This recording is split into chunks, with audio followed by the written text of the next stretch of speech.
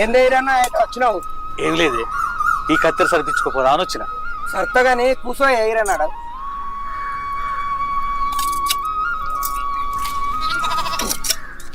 ఏమైంది ఇటు ముఖానే కనబడతలేవు.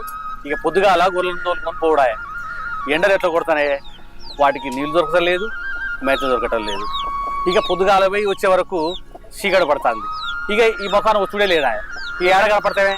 నిజమన్నా ఎండలు బాగా కొడుతానే, ఇక్కడ ఇంట్లో ఉండబుద్ధి అయితే లేదు, బయట ఉండబుద్ధి.